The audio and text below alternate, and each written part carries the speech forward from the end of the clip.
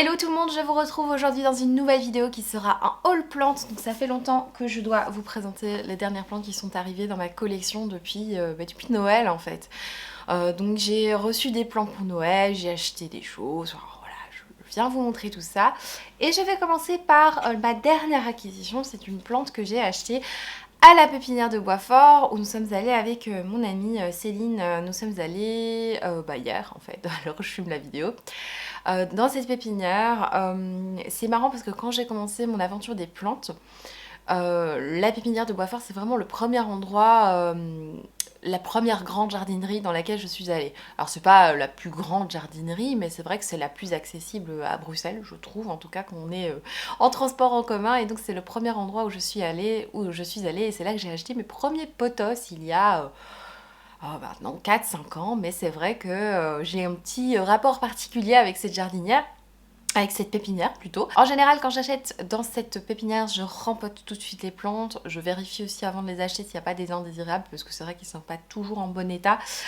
Et ici, la plante que j'avais achetée n'avait pas d'indésirables, en tout cas pas à l'œil nu, et elle avait quelques feuilles abîmées mais que j'ai déjà coupées. Il s'agit d'un aglaonema absolument magnifique. J'ai acheté le pot avec d'ailleurs. C'est un aglaonema, alors eux ils l'appellent aglaonema lipstick pink. Ce que j'aime beaucoup, c'est une plante que j'ai envie d'avoir depuis un petit moment parce que je l'avais vue dans une jardinerie, dans un petit magasin de plantes près de chez moi qui était assez cher. J'avais longuement hésité et puis ici à la pépinière elle était moins chère donc je l'ai prise et j'ai enfin craqué. Et ce que j'aime bien en fait c'est qu'elle a du rose mais du rose pâle. Je trouve ça vraiment très très joli. Alors j'ai quand même pas mal de plantes avec du rose chez moi qui sont éparpillées dans mon appartement, mais c'est vrai que le rose c'est pas forcément une couleur, en tout cas pour les cache-pots qui dominent dans ma déco, on est plutôt sur du orange, sur du jaune, des couleurs d'automne. Et donc en fait toutes mes plantes avec des pots roses sont dans ma chambre, donc c'est voilà, j'ai un petit peu séparé, j'ai deux ambiances, deux décos dans mon appartement, et donc effectivement cette plante là devrait aller dans ma chambre, mais je vous avoue que j'ai très très envie de la mettre, je crois que je vais la mettre avec les peaux orange, ça va un peu jurer, mais c'est pas grave, j'ai envie de la voir un petit peu plus souvent. On verra, je pense qu'elle a besoin de quand même pas mal de lumière pour garder ses reflets roses, parce que je pense que si elle a moins de lumière, elle risque le vert risque de dominer.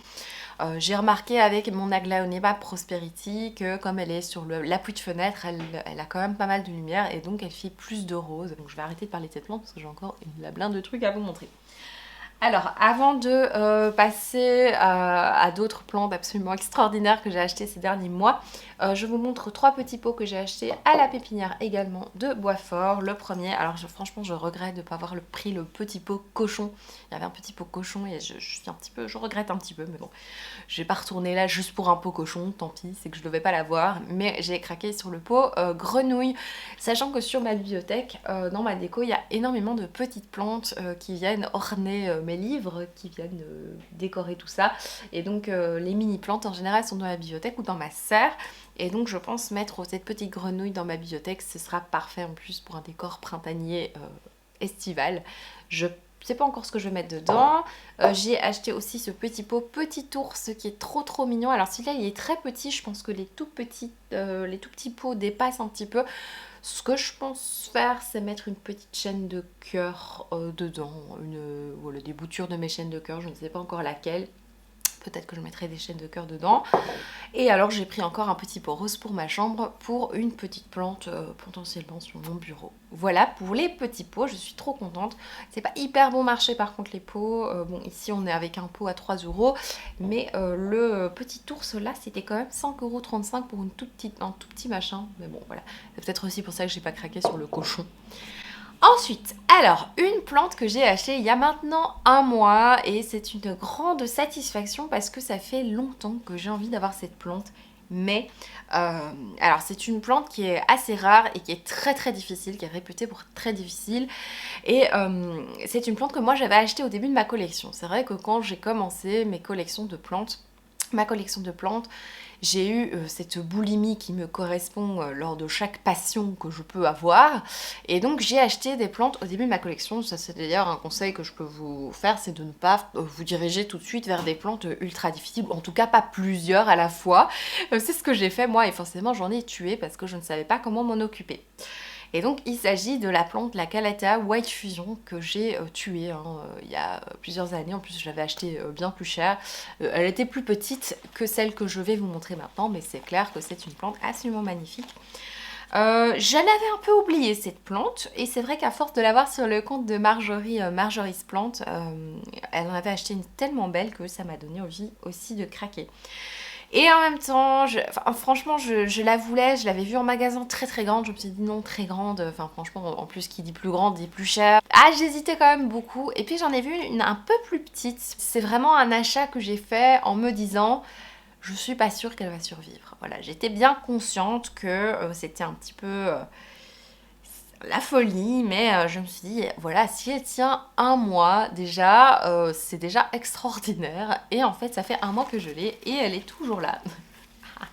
Alors, elle a perdu quelques feuilles, mais rien de dramatique. Je sais que c'est une drama queen, hein, je sais que je risque de la perdre. Pour le moment, je fais rien de spécial. C'est-à-dire que je l'entretiens comme mes autres plantes, comme mes autres Calathea. Je la dépoussière très souvent par contre, avec un petit chiffon, je viens enlever les poussières. Je la brumise de temps en temps, mais j'essaie de pas trop le faire parce que c'est vrai que c'est le danger de mettre qu'il y ait une trop grosse concentration d'eau sur des feuilles et qu'elles deviennent toutes molles et toutes transparentes là. Voilà, c'est un petit peu le risque pour cette plante. C'est une plante qui est très sujette aux thrips et surtout aux acariens. Elle est très, comment dire, expressive hein, quand elle a soif. Ses feuilles, ben là elle commence à avoir un petit peu soif, ses feuilles s'affaissent un petit peu, vous le voyez. Elle me fait parfois des feuilles effectivement un peu moins belles, mais pour le moment je n'ai pas eu trop de soucis. Alors que ça fait un mois qu'elle est chez moi, donc je suis très contente. Elle est à 3 mètres de la fenêtre. Je pensais que ce serait pas assez parce que, bah, effectivement, comme elle a quand même pas mal de blanc, elle a besoin d'un peu plus de lumière que des plantes totalement vertes. Mais ça a l'air de lui convenir. Peut-être aussi la lampe horticole l'aide un petit peu, je ne sais pas. Voilà, donc ça c'est pour ma Calathea White Fusion que j'ai mise dans un panier. Je trouve que ça fait un effet un peu chill comme ça que j'aime beaucoup. Donc je suis très contente de cette plante. J'ai acheté un philodendron White Princess. Je l'ai eu tout un moment bébé parce que j'ai l'impression d'avoir testé tous les bébés plantes de chez Plantes. Au fur et à mesure des années, je l'ai eu bébé. Je crois que je l'ai encore, mais il a plus de feuilles, donc il est en train d'essayer de revivre en mode hôpital de plantes.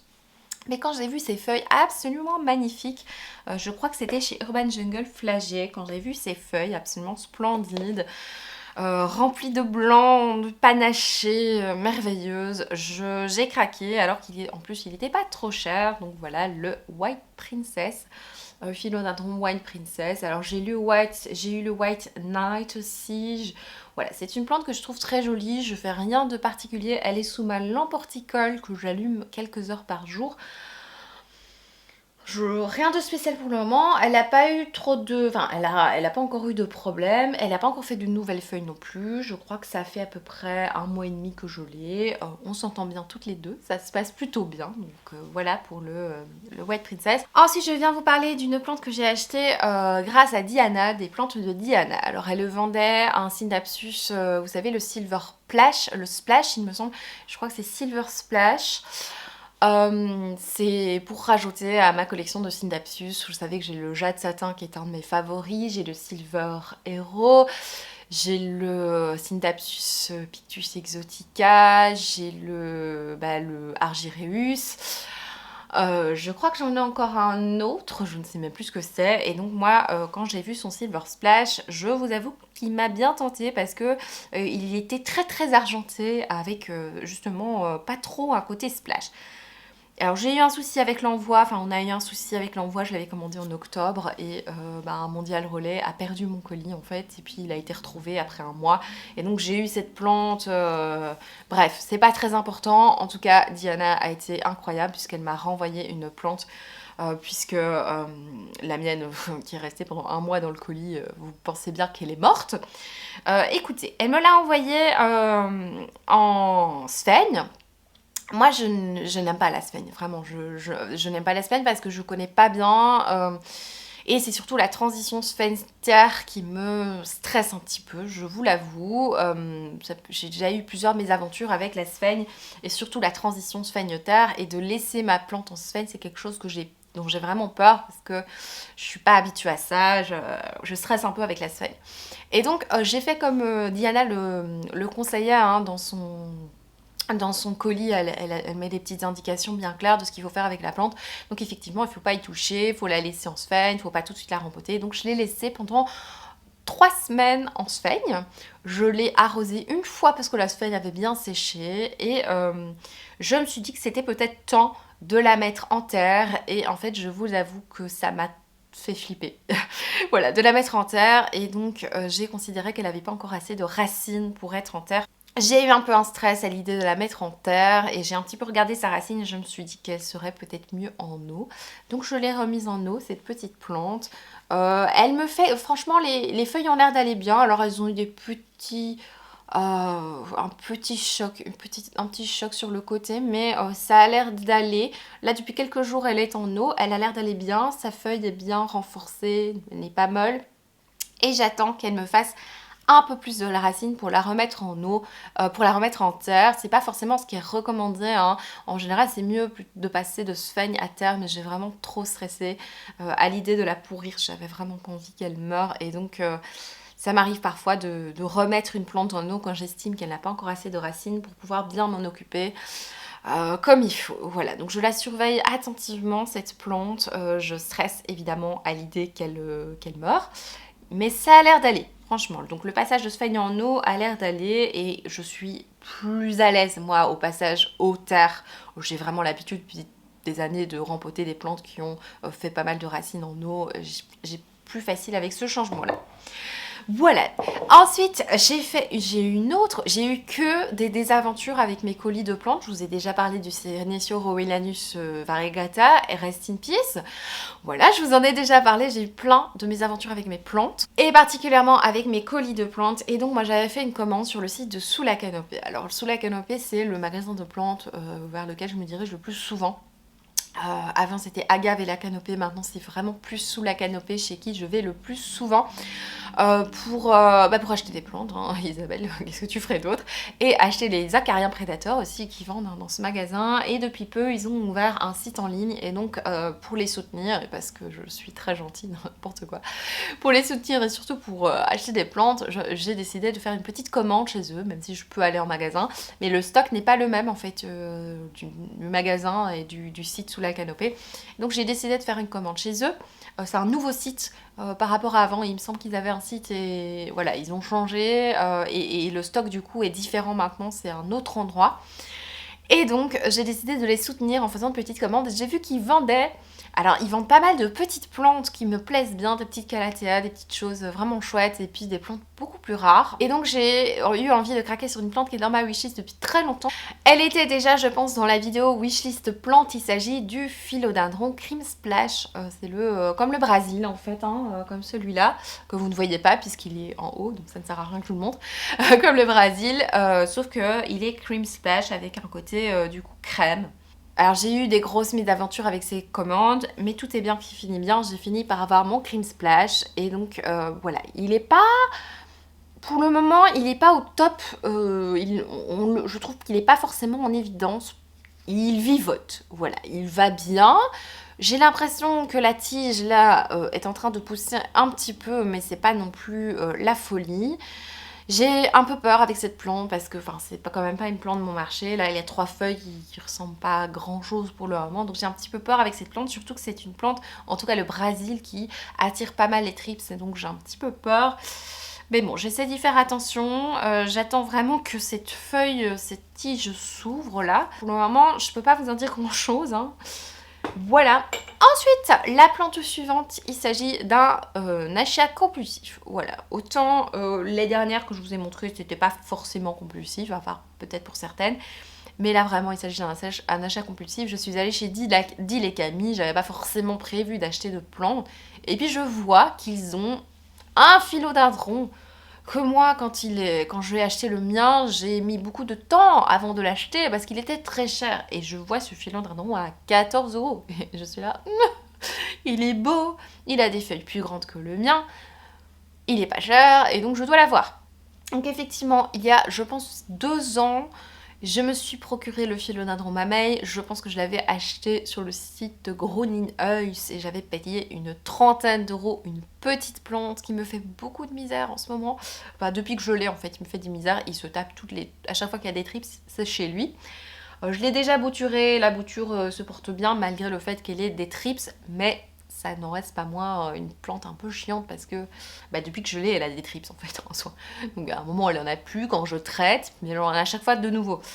Et donc quand j'ai vu cette belle plante, alors ici elle a un petit peu soif, elle n'est pas forcément en évidence, mais bon je peux quand même vous la montrer, elle est quand même... vous voyez, elle a des feuilles bien grandes, elle est quand même magnifique. J'attends que les feuilles se raffermissent un petit peu parce que là effectivement les feuilles sont un petit peu molles, donc j'imagine que l'effet d'arrosage va bientôt renforcer mes feuilles, les feuilles de ma plante. Alors je vous conseille, si vous achetez des plantes chez Deal et Camille, rempotez immédiatement la plante quand vous l'achetez. Parce que souvent, alors ça dépend le magasin en fait, ça dépend quel magasin, mais il y en a un où je vais plus régulièrement que l'autre et souvent les plantes sont complètement détrempées et donc oui effectivement le terreau est détrempé et il y a certaines saisons où le terreau met plus longtemps à sécher. Et même en été en fait, le terreau parfois met beaucoup de temps à sécher, et donc on a le temps de brûler, on a le temps de pourrir les racines, et donc gros problème évidemment. Donc voilà pour le philodendron mamey, j'en suis complètement ravie et il a coûté 14,95 €. Je sais qu'il n'était pas, il était Deal et Camille qui est dans la rue près de la gare centrale, il n'était pas à Louise je ne l'ai pas vu. Mais ils en avaient 3-4 je pense chez Deal et Camille à la gare centrale. Donc je vais le remettre à son endroit. J'espère que ça va aller. Franchement je l'aime beaucoup. J'espère que ça va aller. Bon, une que vous avez vue mais je vous la remontre. Il s'agit du philodendron McDowell. Je vous avais fait un unboxing. Je l'avais acheté chez Nelumbo Garden. Je vais pas vous refaire tout le contexte de l'achat de cette plante. Mais en gros elle m'a pas coûté grand chose. Elle va plutôt bien. Je l'avais bien nettoyée. Elle m'a pas encore fait d'indésirable. Là, je l'ai depuis 1 semaine et demie, 2 semaines. Je l'ai mise dans un pot comme ceci, qui lui va à merveille. C'est un pot, je crois, qui vient aussi de Deal et Camille, si je ne me trompe pas. Pour le moment, la feuille, elle a l'air d'aller bien. Elle reste bien droite toute seule. Bon, j'ai mis les tuteurs, mais je sens bien qu'elle est bien renforcée, cette feuille. Et il y a donc une nouvelle petite pousse qui a l'air de grandir correctement, donc ça a l'air de bien se passer pour elle. Donc voilà, maintenant c'est vrai que je ne l'ai pas depuis assez longtemps pour dire ah bah oui elle fait une bonne transition.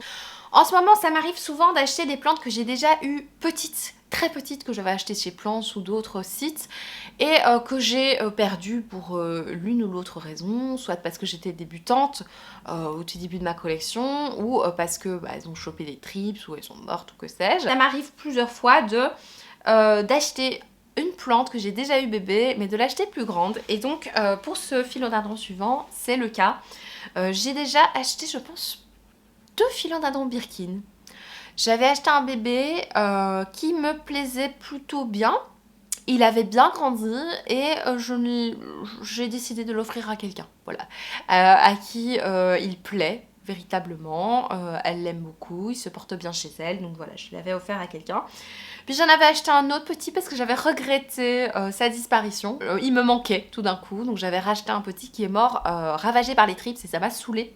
Effectivement, le philodendron Birkin est quand même assez susceptible aux trips comme beaucoup de philodendrons.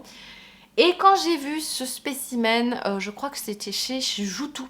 Chez Joutou, c'est un magasin qui se trouve derrière AS Adventure. Un magasin de déco, toutes sortes de choses, enfin voilà, que j'aime beaucoup.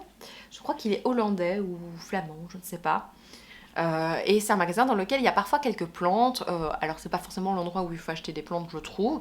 Mais quand j'ai vu celui-là, avec cette feuille moitié verte, moitié blanche, j'ai complètement craqué. Et donc effectivement, j'ai de nouveau un philodendron Birkin, mais plus grand que ceux que j'ai déjà eu.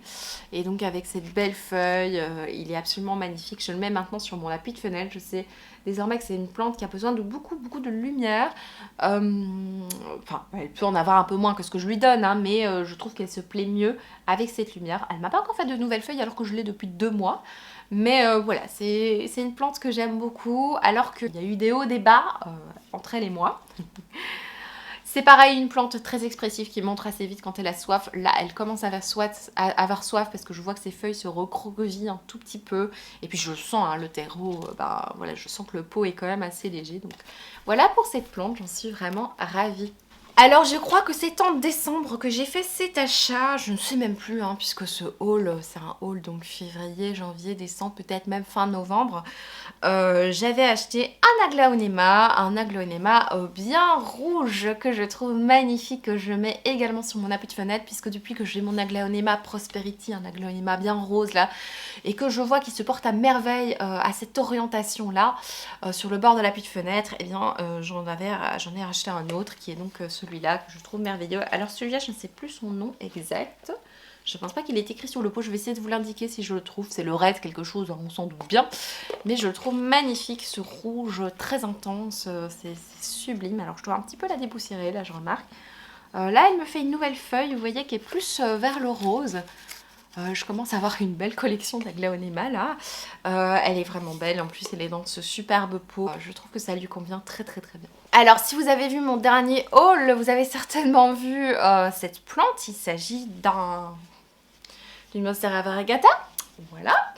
Alors, je vous ai déjà expliqué tout le contexte de l'achat de cette plante, donc je ne vais pas me répéter, parce que c'est long, c'est chiant, ça sert à rien. En gros, sur Nelumbo Garden, ils ont depuis un moment quelques spécimens de cette plante, cette Monstera variegata, qui coûte, alors en ce moment elle est à 69 €, mais de temps en temps ils font des promos où elle est parfois à 39 €. Et en fait sur le site les photos sont très laides, vraiment, ils mettent pas du tout en évidence leurs plantes et donc on dirait qu'il y a 2-3 feuilles toutes flasques.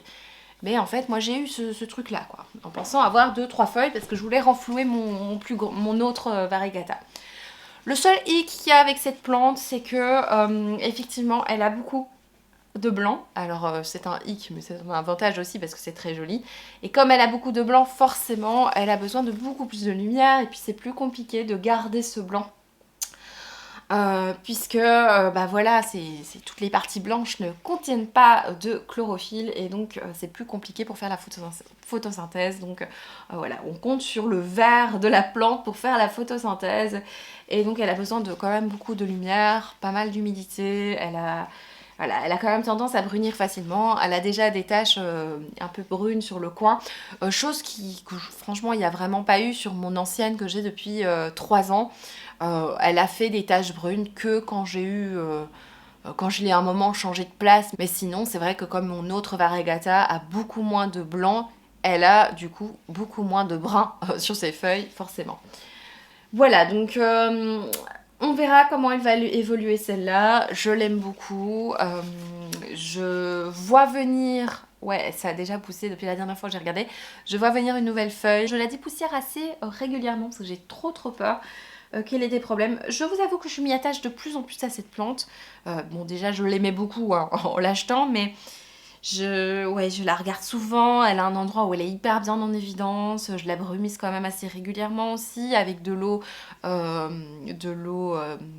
où il y a eu un bâton de charbon, là je sais pas si vous voyez, alors j'arrive pas à parler en ce moment, désolée, mais voilà, je la trouve absolument magnifique, j'espère qu'elle va pousser là où elle est, j'espère que l'entretien que je lui donne va lui convenir, je l'aime beaucoup, évidemment, je vais la remettre à sa place.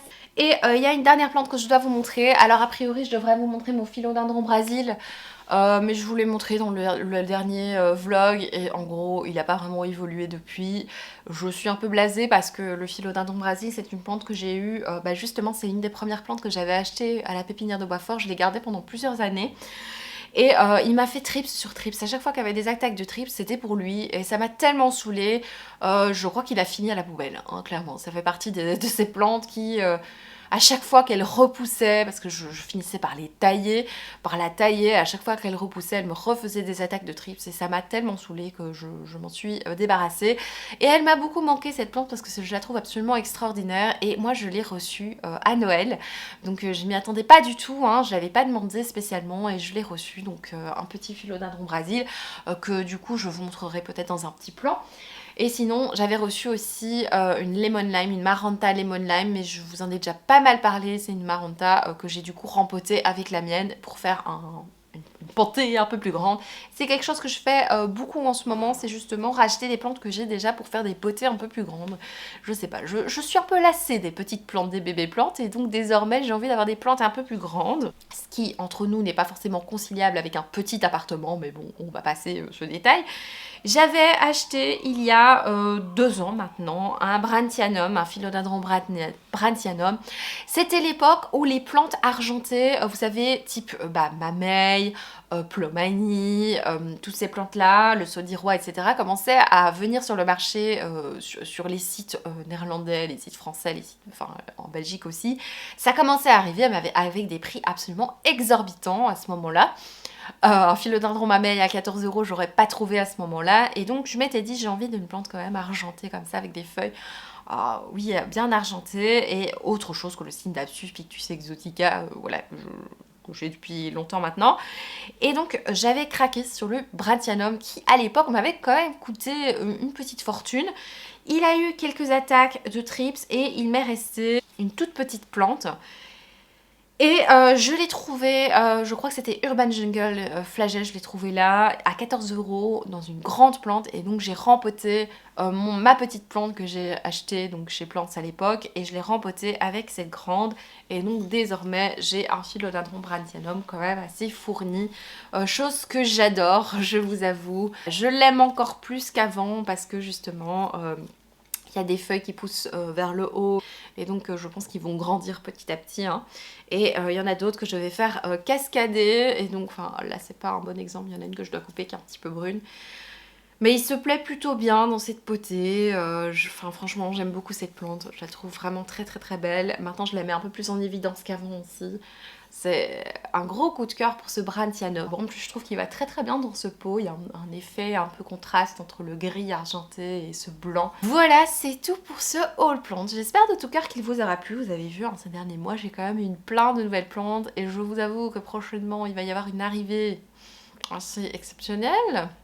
Voilà, je pense que je vais devoir me calmer juste après par contre parce que j'ai vraiment plus de place. Voilà, c'est tout pour ce haul. J'espère de tout cœur qu'il vous aura plu. Je vous retrouve bientôt pour une prochaine vidéo qui sera, je ne sais pas encore quoi. Je vous fais de gros bisous. Ciao!